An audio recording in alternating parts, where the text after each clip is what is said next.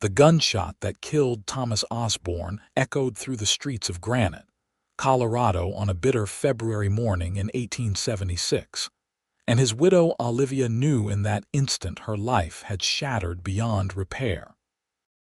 She stood in the doorway of their modest home on the edge of town, watching the men carry her husband's body back from the silver mine, where a dispute over claim boundaries had turned deadly. Thomas had been 29 years old, strong and vital, with calloused hands that had built their home board by board and gentle eyes that had looked at Olivia like she hung the moon. Now those eyes were closed forever, and she was 26 years old with a 3-year-old daughter named Lily, and a future that stretched before her like a barren wasteland. The women of Granite descended upon her home like a flock of crows, dressed in black and bringing casseroles and condolences. They meant well, Olivia supposed, but their words cut deeper than any knife. Martha Crenshaw, the banker's wife, patted her hand with pudgy fingers and said in a stage whisper, meant to be comforting, that Olivia was still young and pretty enough to attract another husband eventually, though of course she would need time to grieve properly. At least a year, maybe 2. Olivia had simply nodded, unable to speak past the grief that had lodged itself in her throat like a stone. The funeral was held 3 days later in the small white church at the center of town. Reverend Collins spoke of God's mysterious ways and the promise of heaven, but Olivia heard none of it. She sat in the front pew with Lily on her lap, the child's dark curls pressed against her mother's chest, and stared at the pine coffin that held all her dreams. In the weeks that followed, Olivia learned what it meant to be a widow in a mining town. The other miners, Thomas's friends, brought by firewood and offers to help with repairs. Their wives brought food and company, sitting in her parlor and speaking in hushed tones about the tragedy of it all. But as February turned to March and March gave way to April, the visits became less frequent. Life went on for everyone else. Only Olivia remained frozen in that moment when the gunshot rang out. She tried to move forward. She had to, for Lily's sake. Thomas had left them the house and a small amount of money he had saved, but it would not last forever. Olivia took in sewing and mending, working late into the night by lamplight to earn enough to buy food and supplies. Her fingers grew raw and her eyes strained, but she kept at it because the alternative was unthinkable. One evening in late May, she sat on her front porch watching Lily chase fireflies in the gathering dusk. The child's laughter should have brought joy, but it only made Olivia's heart ache more. Thomas would never hear that sound again. He would never see his daughter grow up, never teach her to ride a horse or dance at her wedding. "Mama, look," Lily called out, cupping her hands around a glowing insect. "I caught one." Olivia forced a smile. "That is wonderful, sweetheart. Now let it go so it can find its family." Lily opened her hands and watched the firefly spiral up into the darkening sky. Like Papa went to heaven, the question struck Olivia like a physical blow. She opened her mouth to answer, but no words came. Instead, she held out her arms and Lily ran into them, and they sat together on the porch steps as night fell over Granite. It was Martha Crenshaw who first voiced what the other women had been thinking. A month later, in early June, she appeared at Olivia's door with a basket of strawberry preserves and an expression of determined concern. "Olivia, dear, we need to have a frank conversation," Martha said, settling her considerable bulk into Thomas's old armchair without waiting for an invitation. "You have been in mourning for 4 months now, and while that is perfectly appropriate, you must begin to think practically about your situation." Olivia set down her sewing. "My situation? You are a young widow with a child to support. Your sewing brings in some income, but is it enough? Winter will come again, and you will need coal for heating, warmer clothes for Lily, food to stock your pantry." Martha leaned forward, her expression grave. "I say this as a friend, Olivia. You need to consider remarrying." The word felt obscene. "Martha, Thomas has been gone only 4 months." "I cannot even imagine. I understand. Truly I do. But grief is a luxury that women in our position cannot afford indefinitely." Martha's tone was brisk now, as if she were discussing a business transaction. "There are several eligible men in town who would be suitable matches. Harold Preston has been widowed for 2 years and has a good position at the assay office. Or there is Edmund Walsh, who owns the feed store. Neither of them are young, of course, but they are respectable and solvent." Olivia felt something cold settle in her chest. "You have been making a list." "Several of us have been discussing it," Martha admitted. "We only want what is best for you and Lily. A child needs a father and you need a provider.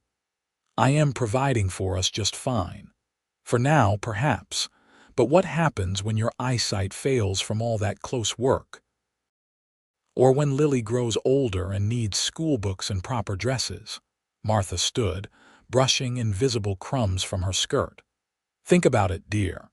I know your heart still belongs to Thomas, and that is as it should be. But the heart can learn to be content, if not exactly happy. It is simply the way of things." After Martha left, Olivia sat alone in the gathering shadows of her parlor. The sewing lay forgotten in her lap as she stared at the daguerreotype of Thomas on the mantel. He smiled out at her from behind the glass, frozen forever in a moment of happiness they had shared. "I cannot," she whispered to the empty room. "I cannot give my heart to another. It would be a betrayal of everything we had." But Martha's words had planted a seed of doubt. What if she was being selfish? What if her determination to honor Thomas's memory came at the cost of Lily's future? The next Sunday after church, Olivia found herself surrounded by the town matrons.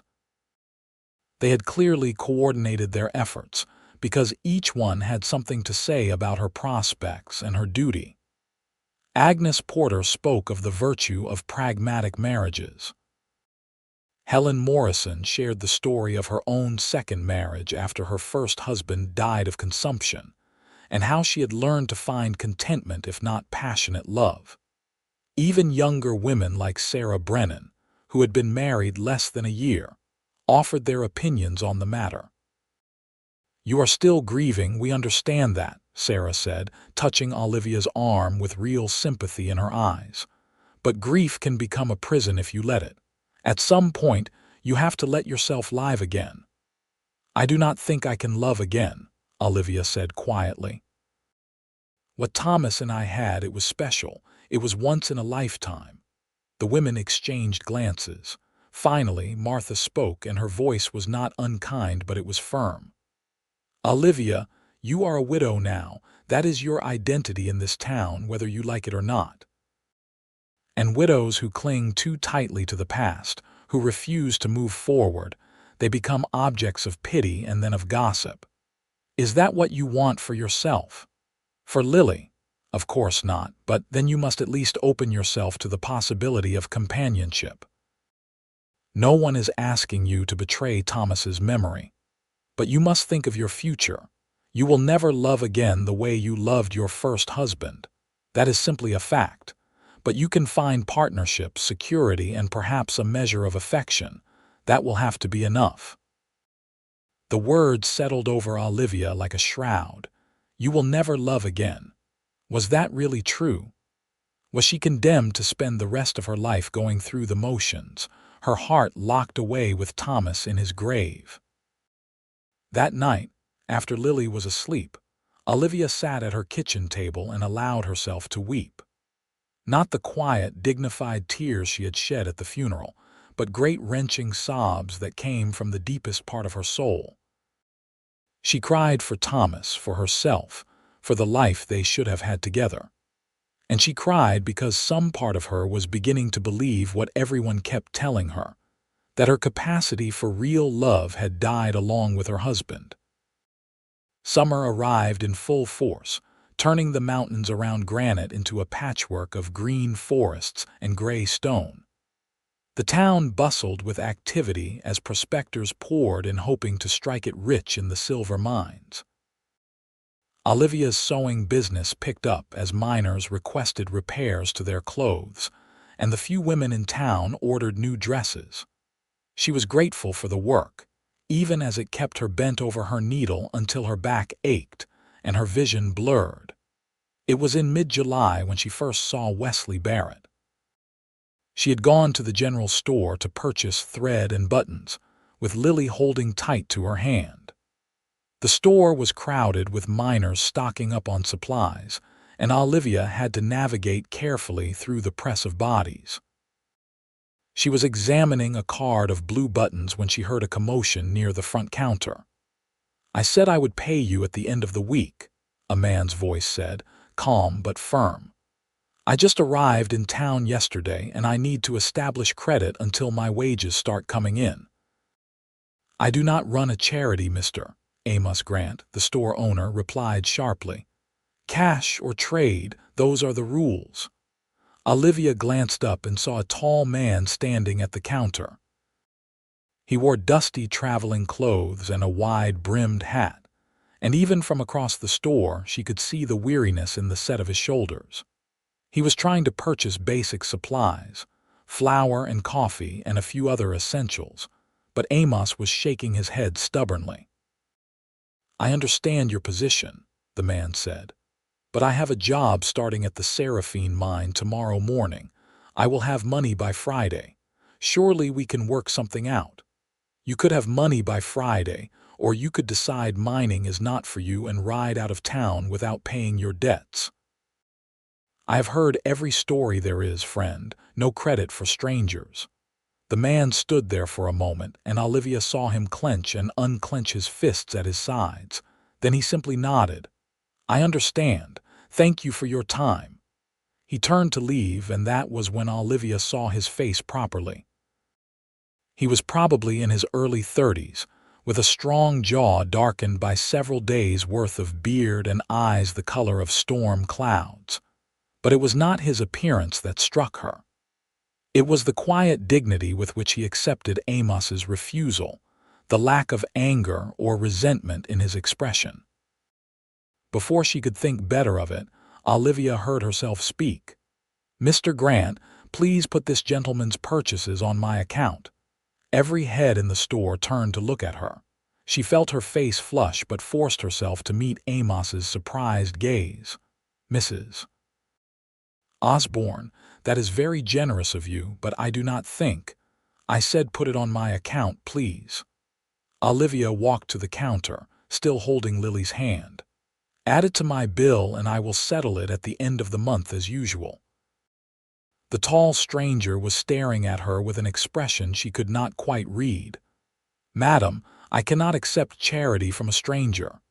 "It is not charity. It is a loan," Olivia said, surprising herself with her own boldness. "You can repay me when you receive your wages, just as you offered to repay Mr. Grant. But you do not know me. I could leave town without paying you back. Will you?" "No, madam, I would never do such a thing." "Then we have an agreement." Olivia turned back to Amos. "Please complete the transaction, Mr. Grant." Amos looked like he wanted to argue, but the store was full of witnesses, and he was a businessman above all else. He tallied up the stranger's purchases and added them to Olivia's account with clear reluctance. The stranger gathered his supplies, touching his hat brim to Olivia. "I am in your debt, madam, truly. My name is Wesley Barrett, and I give you my word that I will repay every cent by this Saturday."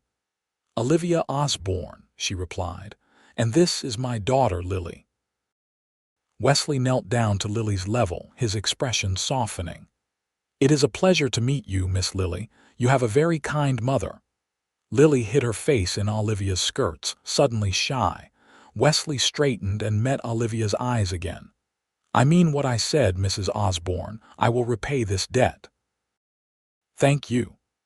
He left the store, and Olivia completed her own purchases in a daze. What had possessed her to do such a thing? She barely had enough money to cover her own expenses, and now she had taken on a stranger's debt on nothing more than a feeling that he was trustworthy.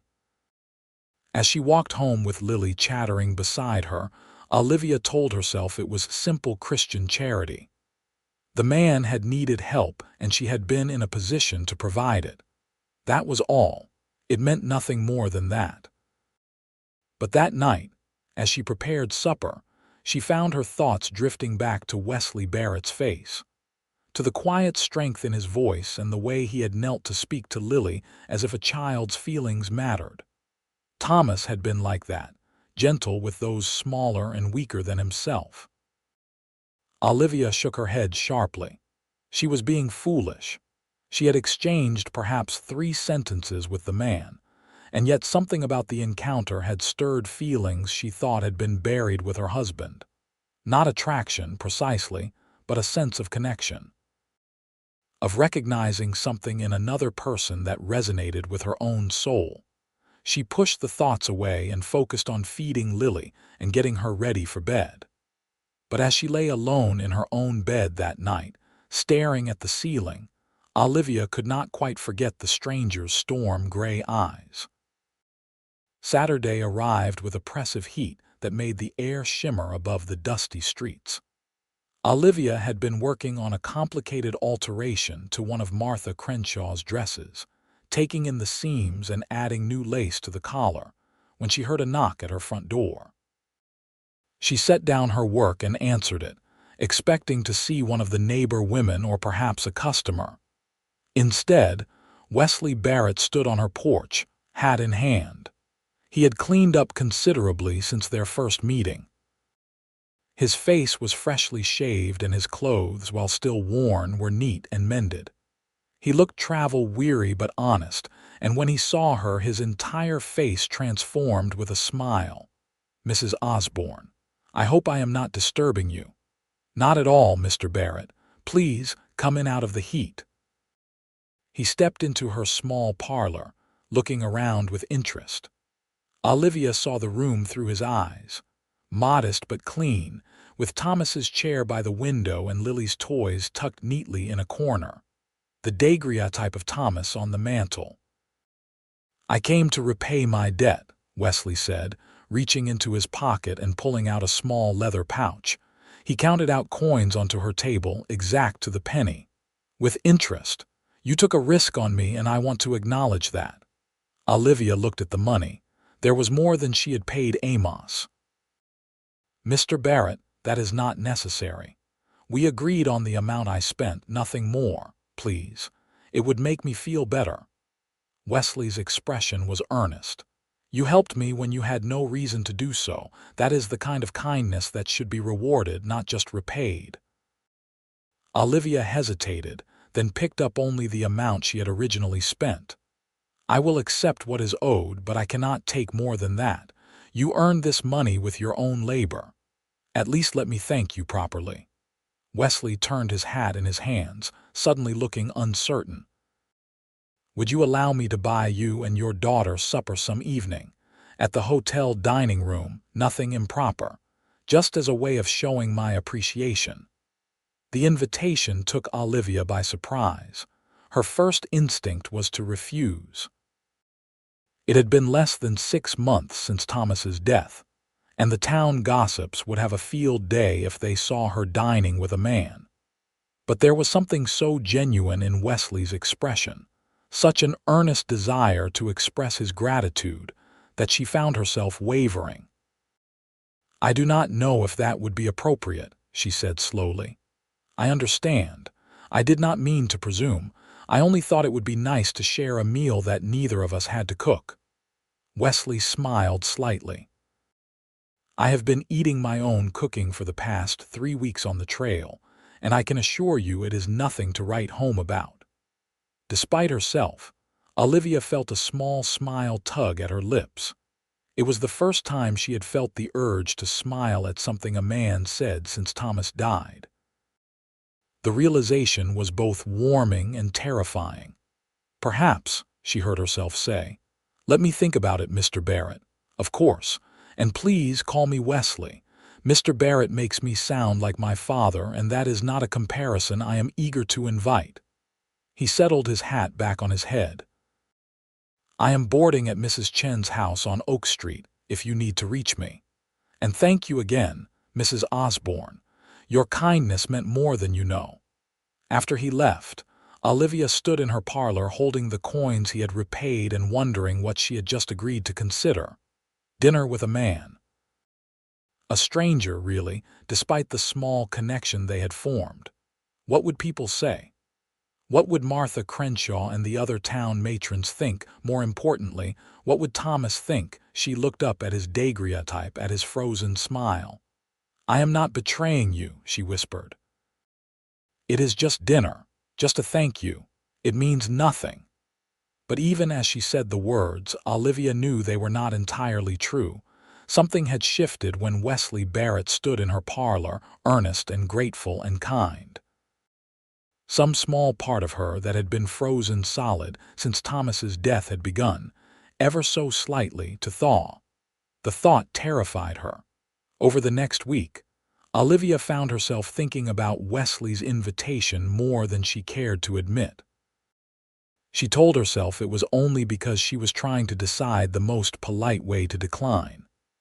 But if that was true, why did she find herself looking up whenever she heard footsteps on the street outside her house, half hoping to see him walking by? Why did she catch herself wondering what he was doing at the mine, whether he found the work challenging, whether he had made friends among the other miners? She saw him at church the following Sunday. He sat near the back, alone, and Olivia felt his eyes on her during the service. When the final hymn ended and the congregation began to file out, she expected him to approach her. Instead, he simply nodded respectfully from across the churchyard and went on his way.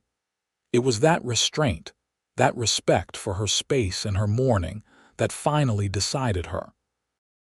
On Monday afternoon, Olivia left Lily with her neighbor Mrs. Patterson and walked to Mrs. Chen's boarding house. It was a neat two-story structure with a well-tended garden in front. She knocked on the door and was greeted by Mrs. Chen herself, a diminutive Chinese woman who had come to Granite with her husband during the gold rush years and stayed after he died. "I am looking for Wesley Barrett," Olivia said. "Is he available?" Mrs. Chen studied her with sharp dark eyes, then nodded. "He is in his room. I will get him." She left Olivia standing in the entryway and disappeared up the stairs. A moment later Wesley appeared, looking surprised and pleased. "Mrs. Osborne, this is an unexpected pleasure." "I wanted to give you my answer," Olivia said, her hands folded tightly in front of her. "About the dinner invitation. If it is still open, I would be pleased to accept. Lily and I, that is." Wesley's face lit up. "That is wonderful. Would Thursday evening suit you, around 6 o'clock? Thursday would be fine." "Excellent. I will make arrangements at the hotel." Wesley paused, then added softly, "Thank you, Olivia. I promise you will not regret this." It was the first time he had used her given name, and the sound of it in his voice sent an unexpected warmth through her chest. She nodded, suddenly unable to speak, and hurried back out into the afternoon sun. Thursday arrived too quickly. Olivia changed her dress 3 times before settling on a simple gray gown with black trim, appropriate for a widow but not aggressively mournful. She brushed out Lily's curls and tied them with a ribbon, then stood in front of her mirror and stared at her own reflection. "You are being ridiculous," she told herself firmly. "It is just dinner, just a thank you between acquaintances, nothing more." But her reflection looked unconvinced. Wesley was waiting for them outside the hotel, dressed in what must have been his best clothes. He greeted them warmly and offered Olivia his arm as they climbed the steps to the dining room. Olivia was acutely aware of the stares and whispers that followed them. She recognized several of the town matrons seated at other tables, their eyes sharp with curiosity and judgment. Let them talk. Olivia thought with a flicker of defiance. I am doing nothing wrong. Wesley had requested a table by the window where they could look out over the main street. He pulled out chairs for both Olivia and Lily, treating the little girl with the same courtesy he showed her mother.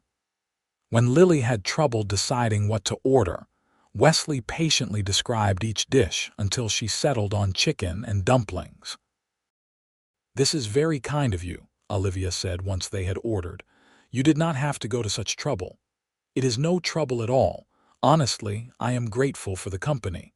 I have been in town for 2 weeks now and have not had much chance to talk to anyone outside of work." Wesley smiled. The other miners are good men, but their conversation tends to revolve around ore grades and where to find the best whiskey. "You are not a miner by trade, then?" "No. I am more of a wanderer, I suppose. I have done a bit of everything. I worked on a cattle ranch in Wyoming, helped build a railroad spur in Kansas, even tried my hand at farming in Nebraska before the grasshoppers destroyed my crops." Wesley's tone was self-deprecating but not bitter. "I seem to be good at many things and excellent at none, but I keep trying." "That shows persistence," Olivia said. "Many men would have given up." "My father would say it shows a lack of focus and ambition. He wanted me to take over his mercantile business back in Missouri, but I could not see myself spending my life behind a counter." Wesley looked out the window at the mountains. "There is so much to see and experience in this country.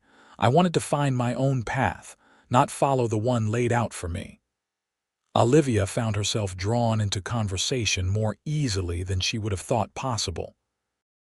Wesley had a gift for storytelling, relating his various adventures with humor and humility. He asked about her life too, and seemed genuinely interested in her answers. When she mentioned her sewing business, he wanted to know what kinds of garments she made and whether she enjoyed the work. "It is necessary," Olivia said carefully. "And I suppose there is some satisfaction in taking something worn and making it useful again. But no, I would not say I enjoy it particularly." "What would you do if you could do anything?" Wesley asked, "if money and practicality were not considerations?" The question caught Olivia off guard. No one had asked her such a thing in years. Thomas had known her dreams, but they had seemed to die with him. "I used to paint," she said slowly. "Watercolors mostly, landscapes and flowers, nothing very good, but I enjoyed it. The way the colors would blend and shift, the challenge of capturing light on paper." She shook her head. "But I have not painted since Thomas died. I had to sell my supplies to buy food." Something like anger flashed across Wesley's face, there and gone so quickly she almost missed it. "That is a terrible loss, for you and for the world. The world will survive without my amateur paintings. Perhaps, but you should not have to survive without the thing that brings you joy." Wesley leaned forward slightly. "Do you think you will paint again someday?" "I do not know. It seems frivolous now, with so many practical concerns." "Creating beauty is never frivolous," Wesley said firmly. "It is one of the things that makes life worth living." The conviction in his voice stirred something in Olivia's chest. She had forgotten what it felt like to have someone take her interests seriously, to treat her dreams as worthy of attention. Thomas had been like that, always encouraging her art even when she dismissed it as a hobby. The comparison brought a pang of guilt. She should not be comparing Wesley to Thomas. That was not fair to either of them. Lily, who had been remarkably well-behaved throughout the meal, suddenly piped up.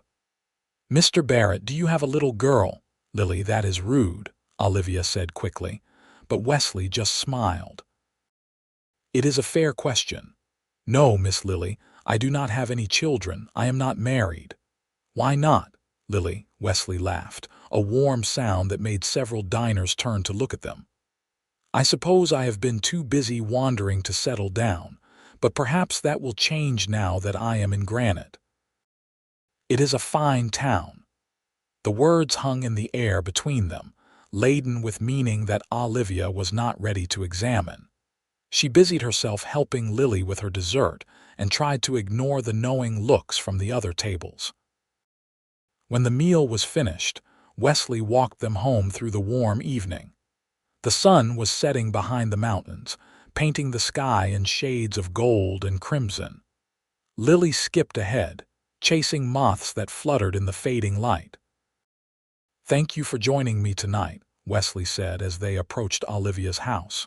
"It meant a great deal to me. Thank you for the invitation. It was a lovely meal." Olivia paused at her gate, suddenly reluctant to say goodbye. "I am glad you came to Granite, Wesley. I think you will do well here. I hope so, and I hope I will see you again soon." Wesley tipped his hat. "Good night, Olivia. Good night, Miss Lily." As Olivia got Lily ready for bed, she found herself humming softly. It was only when Lily pointed it out that she realized she was humming the hymn they had sung in church the previous Sunday, the first time she had felt moved to music since Thomas's death. "You sound happy, Mama," Lily said sleepily. Olivia paused in brushing out her daughter's hair. Was she happy? The word seemed wrong, a betrayal. How could she be happy when Thomas was dead? And yet there was no denying the lightness in her chest, the way the evening with Wesley had made her feel more alive than she had in months. "I am grateful," she said finally. Grateful for good food and good company and a beautiful evening. It was the truth, if not the whole truth. But it was all she could admit, even to herself. The next morning brought consequences. Olivia had barely opened her shop when Martha Crenshaw appeared, her face set in lines of stern disapproval. "Olivia, we need to talk. May I come in?" There was no point in refusing. Olivia stepped aside and let Martha enter, bracing herself for what was coming. "You were seen having dinner at the hotel with that cowboy," Martha said without preamble. "The drifter, Wesley Barrett. Olivia, what were you thinking?" "I was thinking that he invited me to dinner as a thank you for helping him, and I accepted. There was nothing improper about it. Lily was with me the entire time." "That is not the point. You are in mourning. You should not be dining with men, chaperoned or not. People are talking." "People are always talking," Olivia said, feeling her temper rise. "And I am tired of living my life according to their expectations." Martha's eyes widened. "This is not like you, Olivia. You have always been so proper, so mindful of appearances. That man has been in town for barely 2 weeks and already he is having an influence on you. Perhaps that influence is not a bad thing." "Not a bad thing. Olivia, he is a drifter. He has no family, no prospects beyond working in the mines. He could leave tomorrow and you would be left with a tarnished reputation and a broken heart. You do not know that. You do not know anything about him. And neither do you." Martha's voice rose, then she visibly collected herself. "I am sorry. I'm not trying to be cruel, I am trying to protect you. We all are. You are vulnerable right now, grieving and alone. Men like Wesley Barrett, they see that vulnerability and they take advantage. Wesley has been nothing but respectful and kind. For now. But mark my words, Olivia. He will hurt you. Men like that always do. And when he leaves, you will be the one who suffers the consequences." Martha moved toward the door, then paused. "I know you think we are interfering busybodies. Perhaps we are, but we are also your friends and we care about you. Please, for your own sake and Lily's, be careful. You will never love again the way you loved Thomas. Do not throw away your reputation chasing something that can never be." After Martha left, Olivia stood in the center of her parlor and felt the weight of the town's judgment settle over her shoulders. Was Martha right? Was she being foolish, reading too much into Wesley's kindness? Was she setting herself up for heartbreak and scandal? But when she thought about the evening before, about the way Wesley had listened to her and treated her like a person rather than an object of pity, She could not bring herself to regret it. She went about her day with determined normalcy, focusing on her sewing and trying to ignore the whispers when she walked to the general store for supplies. But that evening, after Lily was in bed, Olivia found herself standing in front of Thomas's daguerreotype again. "I do not know what to do," she whispered. "They say I will never love again, and perhaps they are right. Perhaps what we had was once in a lifetime and I should not hope for anything more. But Thomas, I am so lonely, and when I am with Wesley, I do not feel quite so alone. Does that make me a terrible person? Does that mean I did not love you enough?" The daguerreotype offered no answers, just Thomas's frozen smile. Olivia touched the glass gently, then turned away and went to bed. She dreamed of Thomas that night, but for the first time since his death, the dream was not a nightmare. They were in their house, the home he had built for her, but it was filled with sunlight and laughter.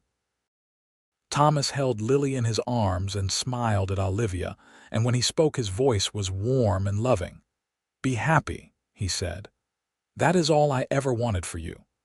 Olivia woke with tears on her cheeks and a strange sense of peace in her heart. It was just a dream, she knew that. But it felt like permission somehow. Like Thomas telling her it was all right to live again. The next Sunday after church, Wesley approached her in the churchyard. Several of the town matrons watched with obvious disapproval, but he did not seem to notice or care. "I was wondering if you and Lily would like to go on a picnic this afternoon," he said. "I know a spot by the creek where the cottonwoods provide good shade. It is too nice a day to spend indoors." Olivia felt the weight of watchful eyes on her back. She should refuse. She should maintain proper decorum and distance. But when she looked at Wesley's hopeful expression, at the genuine invitation for simple companionship, she found she did not want to refuse. "We would like that very much," she said, and did not let herself look back at the disapproving faces. The picnic spot Wesley had chosen was beautiful, a small clearing beside the rushing creek where the water ran clear and cold over smooth stones. He had brought bread and cheese and apples, simple fare but more than adequate. Lily immediately ran to the creek's edge, enchanted by the water and the smooth pebbles. "Stay where I can see you," Olivia called after her, then settled onto the blanket Wesley had spread beneath the cottonwoods. "I have been wanting to talk to you," Wesley said as he unpacked the food. "About what people in town are saying. I know there has been gossip about us and I do not want to cause trouble for you. It is not your fault. People talk no matter what I do. Still, I should have been more thoughtful. You are in mourning and I should have respected that better." Wesley met her eyes directly. "But I have to be honest with you, Olivia. I enjoy your company. I think about you more than is probably wise for a man who has known you only a few weeks, and I find myself hoping that maybe in time you might feel the same way." Olivia's heart hammered in her chest. "Wesley, I do not know what I feel.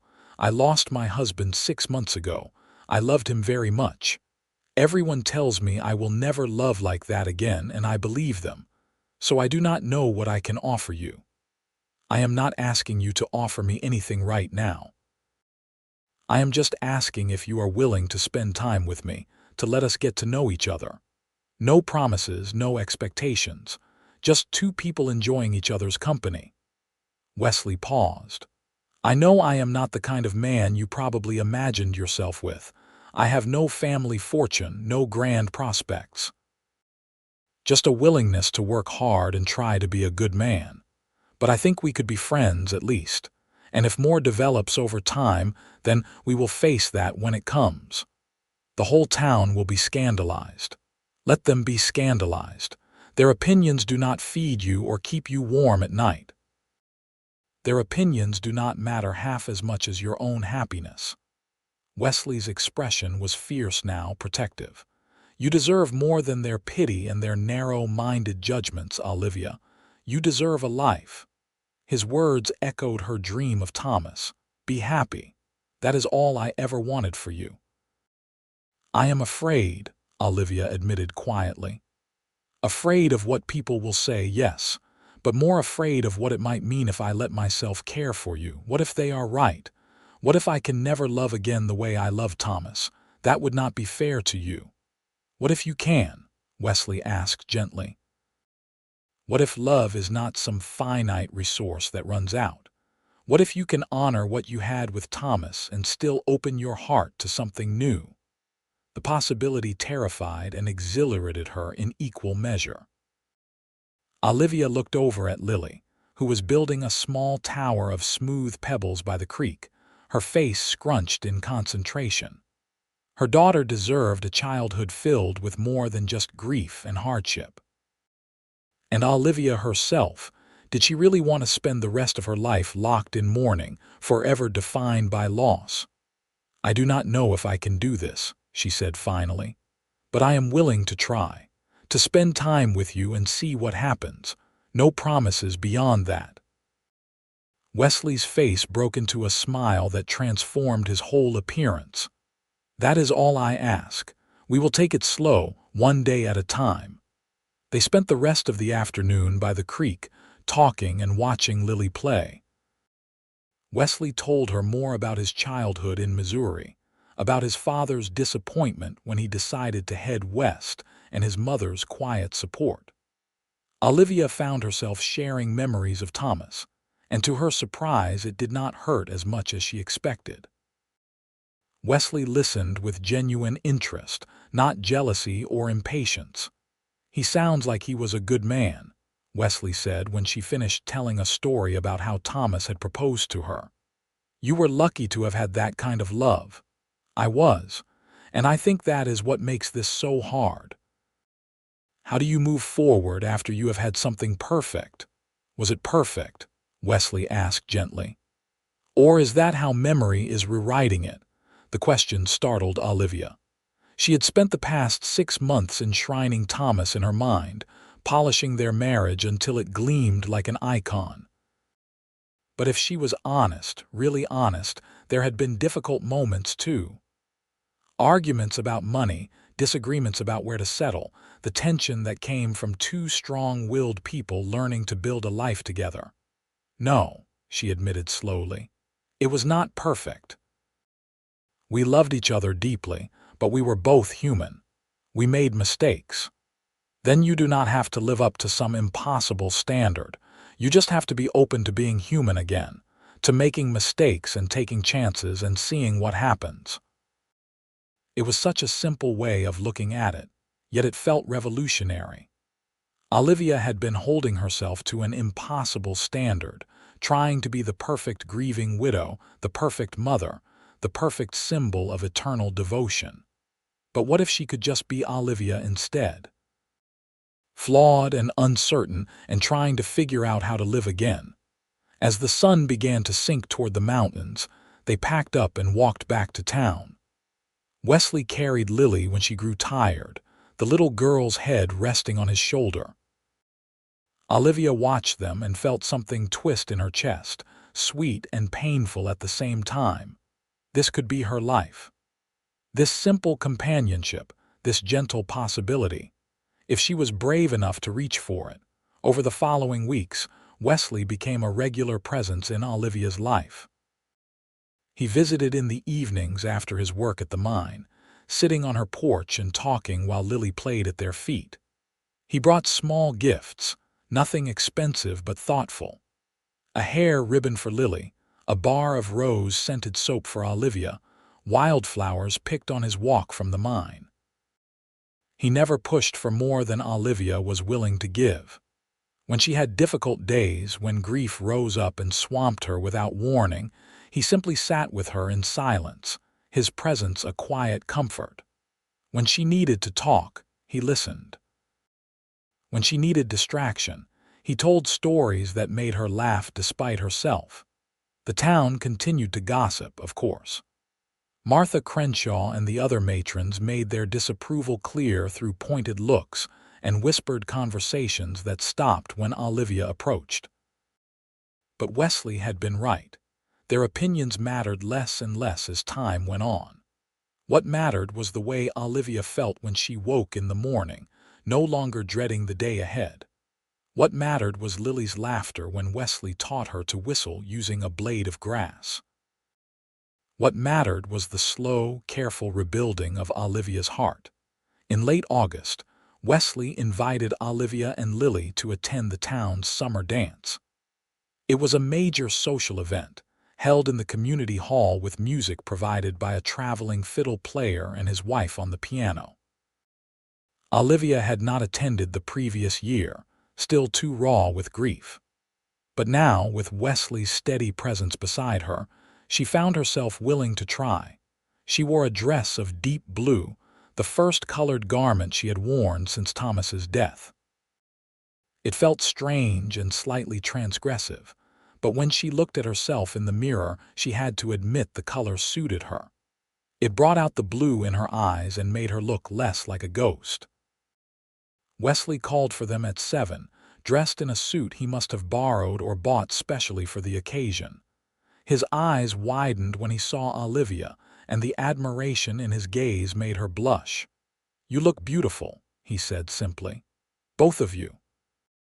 The community hall was already crowded when they arrived.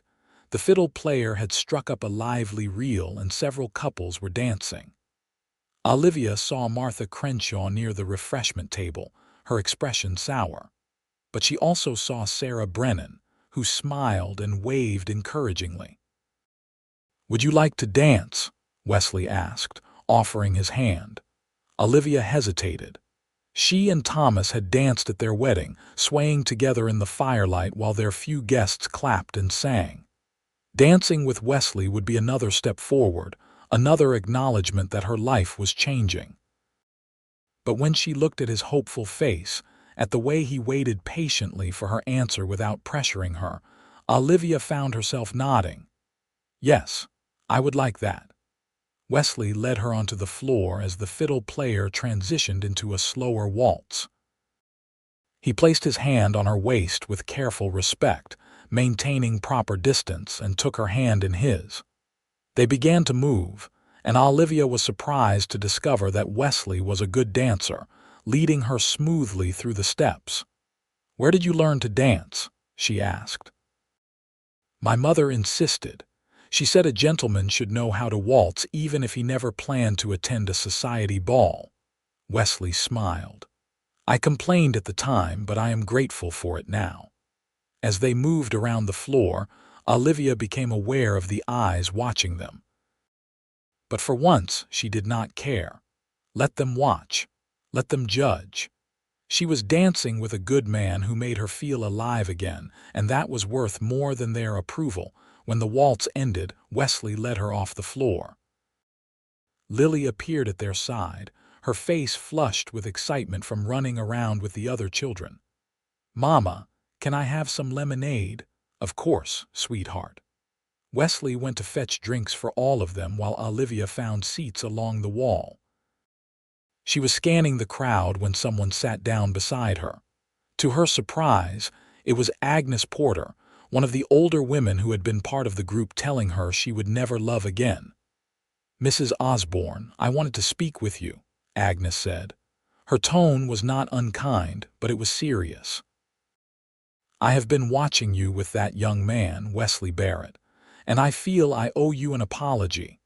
Olivia blinked in surprise. "An apology? Several of us, myself included, we told you that you would never love again, that you should settle for a practical marriage without real affection. We meant well, but I think we were wrong." Agnes watched Wesley, who was chatting with the man serving lemonade while he waited. "That young man looks at you like you hung the stars in the sky, and more importantly, you smile when you are with him. Real smiles, not the polite ones you have been wearing for months. Maybe some of us were projecting our own disappointments onto you." "I have not forgotten Thomas," Olivia said quietly. "I will always love him." "Of course you will, but the heart has more capacity than we often give it credit for. You can honor your first love and still embrace a second one." Agnes patted Olivia's hand. I was married to my first husband for 30 years. When he died, I thought my life was over. My second marriage was not a love match, just companionship and security. It was fine, but it was not joy. Do not settle for fine, Olivia. If that young man brings you joy, then hold on to him. Life is too short and too hard to turn away from happiness when it comes knocking. Wesley returned with the lemonade before Olivia could respond, but Agnes's words stayed with her for the rest of the evening.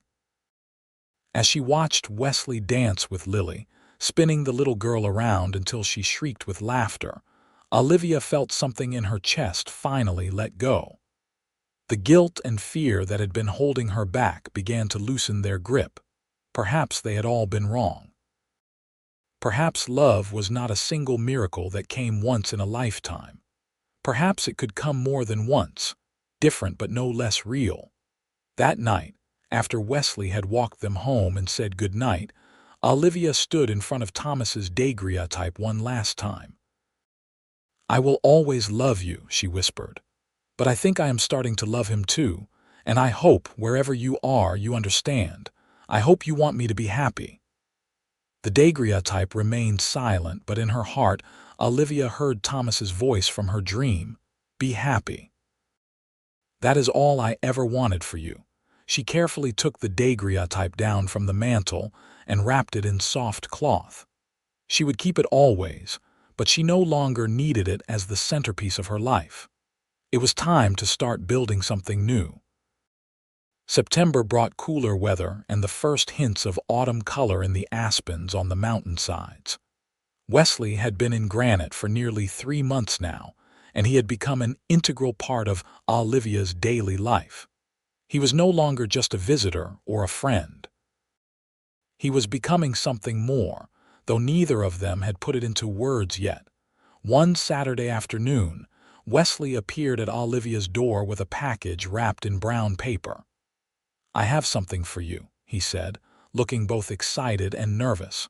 "I hope it is not too presumptuous." Olivia unwrapped the package and gasped. Inside were watercolor paints, brushes, and a pad of good quality paper.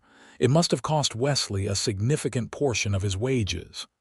"Wesley, I cannot accept this. It is too much, please. You told me that you had to sell your painting supplies, and it has been bothering me ever since. You should not have to give up the thing that brings you joy." Wesley's expression was earnest. "I know it is not practical, but sometimes the impractical things are the most important." Olivia felt tears prick her eyes.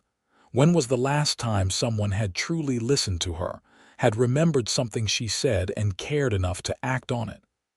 Thomas had been like that, attentive to her dreams and desires. And now here was Wesley, offering her back a piece of herself she had thought lost forever. "Thank you," she whispered. "This means more than you know. Will you paint something for me sometime? I would like to see your work." Olivia had not picked up a brush in over a year, but that afternoon she found herself setting up at her kitchen table while Lily napped.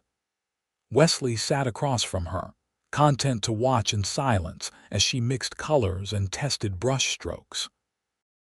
Her hand was rusty at first, uncertain, but gradually the old skills returned.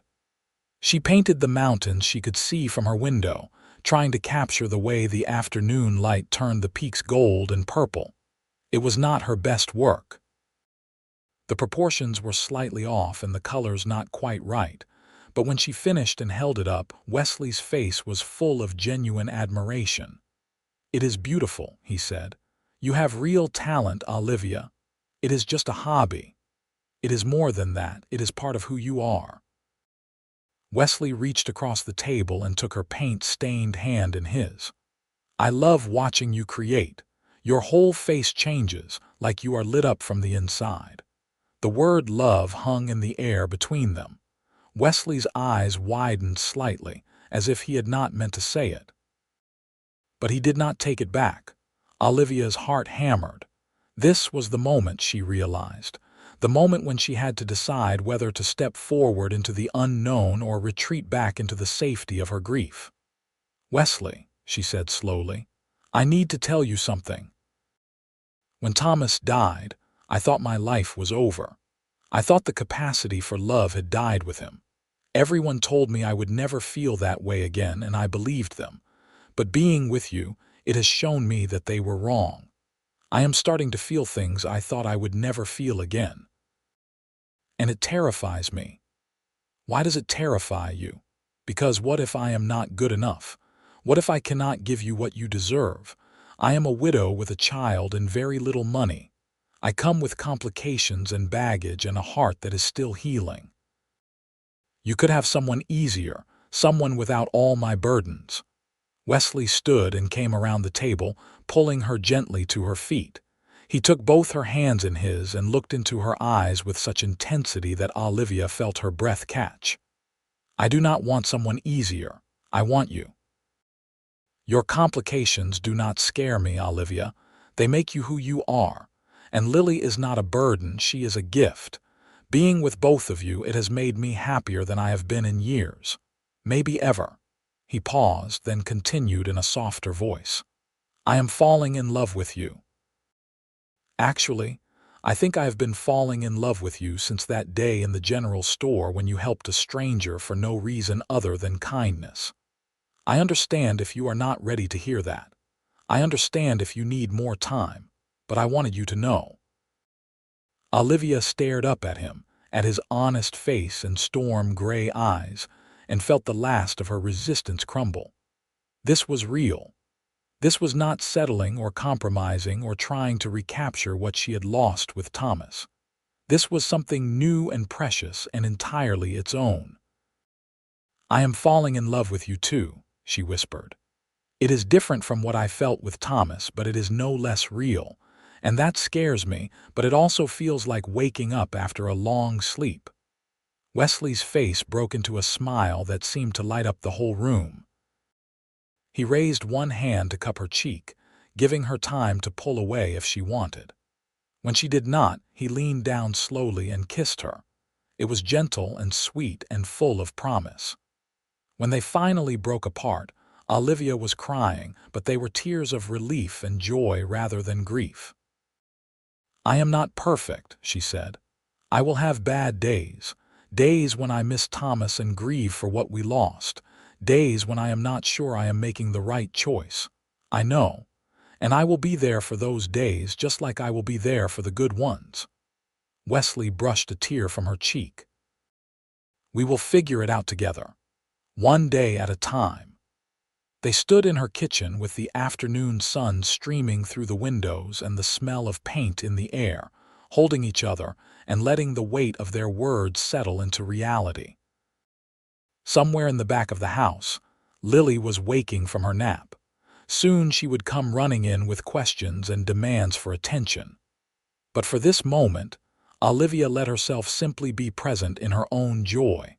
The town's reaction to their courtship was mixed. Agnes Porter and a few of the other older women seemed genuinely pleased, offering their congratulations and support. Sarah Brennan was delighted, declaring that she had known from the beginning that Wesley was special. But Martha Crenshaw and her circle maintained their disapproval, convinced that Olivia was making a terrible mistake. They predicted that Wesley would tire of playing family man and drift off to the next town, leaving Olivia with a broken heart and a ruined reputation. Olivia tried not to let their negativity affect her, but some days it was harder than others. One afternoon in early October, she overheard Martha talking to another woman outside the general store. "It is shameful, really. 7 months of mourning as if Thomas Osborne meant nothing to her. And with a drifter, no less. He will be gone by Christmas, mark my words, and she will be left to deal with the consequences of her foolishness." The words stung, and Olivia found herself doubting again. Was she being foolish?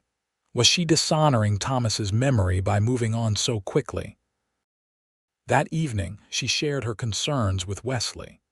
They were sitting on her porch watching the sunset while Lily played with a doll Wesley had carved for her. "Maybe they are right," Olivia said quietly. "Maybe I am moving too fast. Thomas has only been gone 7 months." "How long is long enough?" Wesley asked. "A year, 2 years, 5. Who gets to decide that except you? Society has rules about these things for a reason. Society's rules are designed to control women, not to help them heal." Wesley's voice was firm but not angry. "They want you to perform grief in a way that makes them comfortable, to stay frozen in widowhood until some arbitrary deadline passes. But grief does not work on a schedule, and neither does healing or love. But what if they are right about the other part? What if you do leave?" Olivia could not look at him as she voiced her deepest fear. "Everyone keeps saying you are a drifter, that you will get restless and move on, and your past supports that. You have never stayed anywhere longer than a few months." Wesley was quiet for a long moment. When he finally spoke, his voice was thoughtful. "You are right that I have drifted most of my adult life. I was looking for something, though I did not know what. A place that felt like home, maybe, a purpose, a reason to put down roots." He turned to face her fully. "I have found that here, Olivia. With you and Lily. I am not going anywhere unless you ask me to leave." "How can you be sure?" "Because for the first time in my life, I wake up in the morning and I am excited about the day ahead. Not because of where I am or what I am doing, but because of who I get to see. You and Lily have become my home." Wesley took her hand. "I cannot prove the future to you. All I can do is be here every single day until you believe me. Will you give me that chance?" Olivia looked at their joined hands, at the calluses on Wesley's fingers from his work at the mine, at the way his grip was firm but gentle. Then she looked at Lily, who had abandoned her doll and was now trying to coax a grasshopper onto her palm. Her daughter was happier than she had been in months, full of laughter and energy. And Olivia herself, she was painting again, smiling again, looking forward to tomorrow instead of dreading it. "Yes," she said, "I will give you that chance." As autumn deepened into winter, Wesley proved himself in 100 small ways. When Olivia's roof began to leak during a heavy rainstorm, he spent his day off patching it, refusing to accept payment. When Lily fell ill with a fever, he sat up with them through the night, bringing cool water and telling quiet stories to distract the feverish child. When Olivia's sewing machine broke and she could not afford to replace it, he took it apart and figured out how to repair it, spending hours studying the mechanism until he understood how it worked. But it was not just the practical help that mattered. It was the way he asked about Olivia's day and truly listened to the answer. The way he encouraged her painting and proudly displayed her watercolors in his boarding room. The way he treated Lily like his own daughter, never trying to replace Thomas, but simply offering the child love and stability. By December, when the first real snow began to fall, Wesley had become an undeniable part of their lives. And the town, seeing his steady presence and genuine devotion, slowly began to change its opinion.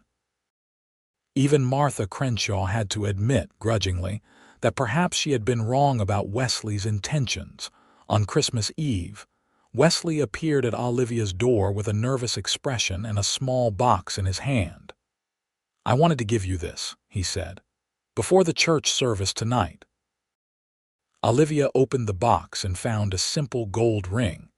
It was not new or expensive, but it was polished to a high shine and inscribed on the inside with words that made her tears well up. "To new beginnings. Olivia Osborne, I know we have only known each other for 5 months.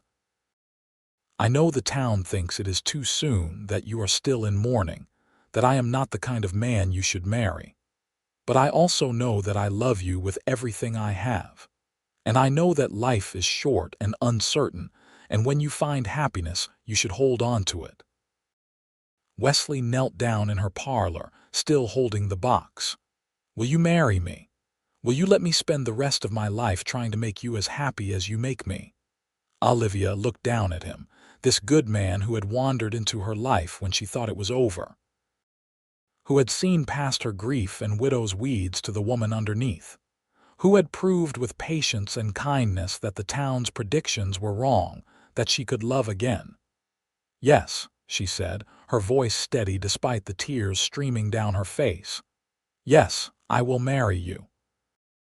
Wesley slipped the ring onto her finger, then stood and pulled her into his arms. They held each other close, and Olivia felt a peace settle over her that she had not known in over a year. This was right. This was her future, different from what she had imagined but no less precious. "When?" Wesley asked. "I do not want to wait long, but I will respect whatever you think is appropriate." Olivia thought about it. She could wait another 6 months to satisfy propriety. She could perform the rituals expected of a proper widow, or she could choose happiness now while it was being offered. "After the new year," she said. "In January. That will be a year since Thomas died, long enough for propriety but not so long that we waste any more time." Wesley's smile was radiant. "January it is." They announced their engagement at the Christmas Eve service, standing together in front of the congregation while Reverend Collins made the proclamation. There were gasps of surprise and some disapproving murmurs, but there was also applause, led by Agnes Porter and Sarah Brennan.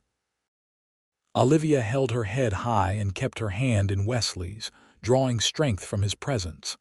After the service, as people filed out into the snowy night, Martha Crenshaw approached them. Olivia braced herself for criticism, but to her surprise, Martha's expression was almost kind. "I was wrong about you, Mr. Barrett," Martha said stiffly. "I thought you would prove to be a scoundrel, but you have shown yourself to be a man of character. I hope you will be very happy together." It was as close to an apology as Martha was likely to offer, and Olivia accepted it graciously. "Thank you, Martha. That means a great deal." As they walked home through the falling snow, with Lily skipping ahead and Wesley's arm around her waist, Olivia felt a joy so pure it was almost painful. A year ago, she had been certain her life was over. 6 months ago, she had believed she would never love again. But here she was, engaged to a wonderful man with a daughter who was thriving and a future full of possibility. The wedding was held on a crisp January morning in 1877, exactly 1 year and a day after Thomas Osborne's death. Olivia wore a dress of deep green that she had sewn herself, embroidered with delicate flowers. It was not a widow's dress, nor was it pure white like a first bride might wear. It was something in between, an acknowledgement of where she had been and where she was going. The church was packed with most of the town in attendance. Lily served as flower girl, scattering petals down the aisle with solemn concentration. Wesley waited at the altar in his best suit, his face alight with love and happiness. As Olivia walked down the aisle alone, she felt the weight of the past year settle over her one last time. The grief and loss, the judgment and doubt, the slow, painful process of learning to live again. But she also felt the promise of the future opening before her. This man who had proved everyone wrong through simple, steadfast kindness. This life they would build together. Reverend Collins performed the ceremony with dignity and warmth. When he asked if anyone objected to the union, there was a moment of tense silence. Then Wesley spoke up, his voice carrying through the church. "Before we continue, I want to say something. I know there are people here who think this marriage is a mistake, that Olivia is betraying her first husband's memory, or that I am taking advantage of a grieving widow. But I want you all to know that I honor Thomas Osborne. By all accounts, he was a good man who loved his wife and daughter deeply. I am not trying to replace him. I am simply trying to be the best man I can be, to give Olivia and Lily the love and stability they deserve." And I promise, before God and this community, that I will spend the rest of my life proving myself worthy of the trust Olivia has placed in me." There was a moment of silence. Then Agnes Porter began to clap.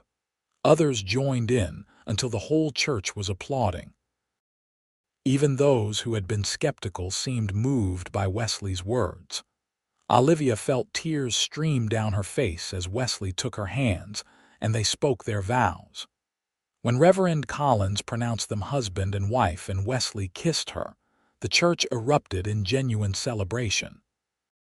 The reception was held in the community hall, with food contributed by nearly everyone in town. It was not fancy or elaborate, but it was full of warmth and goodwill. People who had been skeptical came up to congratulate them and wish them well. Martha Crenshaw even gifted them a set of fine china that had belonged to her mother. As the afternoon wore on and the celebration continued, Wesley pulled Olivia aside for a private moment. "Are you happy?" he asked, his eyes searching hers. "I am happier than I ever thought I could be again," Olivia said honestly. "You have given me back my life, Wesley. You have shown me that love can come more than once, that the heart can heal and grow. I will spend the rest of my life being grateful for that gift." "You gave yourself that gift by being brave enough to try again. I was just lucky enough to be there when you were ready." They kissed again, and Olivia felt the last shadow of doubt and guilt lift from her heart. She had loved Thomas with all the passion and devotion of first love. And now she loved Wesley with the deeper, more complicated love of a woman who had known loss and chose hope anyway. Both loves were real. Both were precious, and she would honor them both for the rest of her days. Wesley moved into Olivia's house after the wedding, and they began the process of blending their lives together.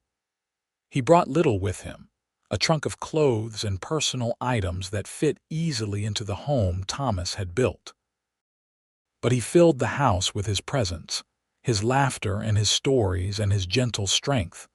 Lily adapted quickly to having a father figure. Within a month, she was calling Wesley Papa Wesley and climbing into his lap to demand stories. He taught her to whittle simple shapes from wood and to recognize animal tracks in the snow. He was patient with her questions and firm but kind when she misbehaved.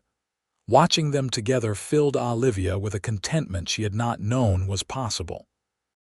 In February, on what would have been the first anniversary of Thomas's death, Olivia took Wesley to the cemetery. She had not been since the funeral, unable to face the reality of Thomas's grave. But now, with Wesley's hand in hers, she felt strong enough. They stood together in the snow looking at the simple headstone, Thomas Osborne, beloved husband and father, 1847–1876. "I loved him very much," Olivia said quietly. "And I think I will always carry a piece of that love with me. Does that bother you?" "No," Wesley said. "It would bother me if you could forget him so easily. He was part of making you who you are. I am grateful to him for that." Olivia knelt and placed a small bouquet of evergreen branches on the grave.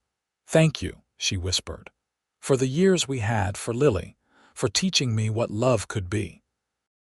I hope you understand what I have done. I hope you know that loving Wesley does not diminish what we shared." The wind whispered through the cemetery, stirring the snow into small spirals. Olivia stood, and Wesley put his arm around her shoulders. Together they walked back down the hill toward town, toward their life together. Spring came early that year, melting the snow and coaxing wildflowers from the still frozen ground.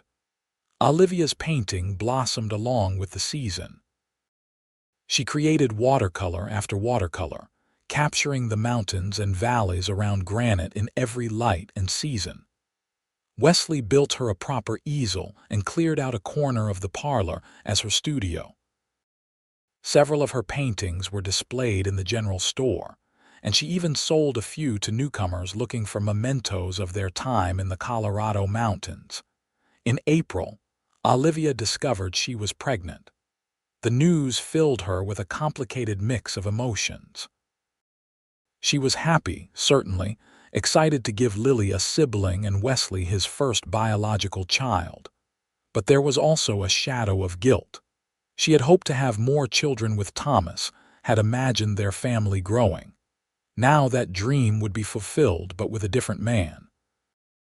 Wesley found her sitting on the porch one evening, her hand on her still, flat belly, tears streaming silently down her face. "What is wrong?" he asked, kneeling beside her chair. "Are you not happy about the baby?" "I am happy. But I also feel guilty, like I am betraying Thomas somehow. We talked about having more children. He would have been such a good father." Olivia wiped her eyes. "I know it is foolish. I know he is gone and I have built a new life. But sometimes the grief just catches me unexpectedly." Wesley took her hands. "It is not foolish. And you are not betraying anyone. You are living, Olivia. You are creating a future. That is what Thomas would have wanted for you." He paused. "Do you want me to be jealous of your first husband? Do you want me to demand that you forget him and focus only on our life together?" "No, of course not." "Then trust that I understand. Your heart is big enough for both of us. For all of us, actually." He placed his hand over hers on her belly. "This child will know about Thomas Osborne. We will tell stories so that Lily's father is never forgotten, and we will also build new stories, new memories. It is not one or the other. It is both." His words released something tight in Olivia's chest. She had been so afraid of moving forward completely, worried that each step into her new life was a step away from Thomas. But Wesley was right. She could honor the past and embrace the future. They were not mutually exclusive. Summer brought its own challenges. The mine where Wesley worked had an accident in June, a partial cave-in that killed 2 men and injured several others. Wesley was not hurt, but he came home shaken, covered in rock dust and haunted by what he had seen. "I do not know if I can keep doing this," he admitted to Olivia that night as she helped him wash. "Every day I go into that mountain, and every day I wonder if this will be the day I do not come back out. Now that I have you and Lily and a baby on the way, I have so much to lose." "Then find other work," Olivia said simply. "We will manage. Mining pays better than most jobs in town. I do not care about the money. I care about you coming home safe each night." Olivia cupped his face in her hands. "We survived before you came to Granite. We will survive whatever comes next, but I cannot lose another husband to this town's mines. I will not." Her fierce protectiveness seemed to unlock something in Wesley. The next day he gave notice at the mine and began looking for other work. Within a week he had found a position with a local rancher who needed help managing his cattle. The pay was less, but the work was safer, and Wesley came home each evening tired but whole. As Olivia's pregnancy progressed, Wesley took on more and more of the household tasks.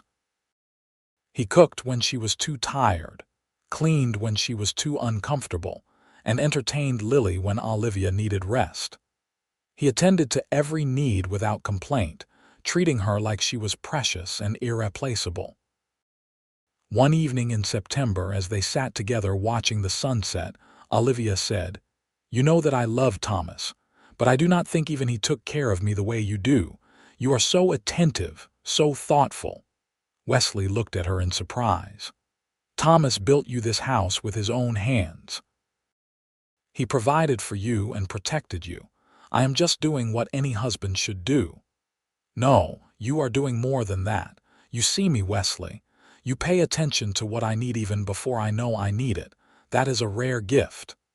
Maybe I just pay more attention because I am older. Or because I know what it is like to be alone and I treasure every moment of not being alone anymore." Wesley put his arm around her carefully, mindful of her swollen belly. "But I think the real reason is simple. I love you. And when you love someone, you want to take care of them. You want to make their life easier, better, happier. Their son was born in late November during the first real snowstorm of winter. The birth was long and difficult, and there were moments when the midwife looked worried. But Wesley stayed by Olivia's side through all of it, holding her hand and murmuring in Kurag.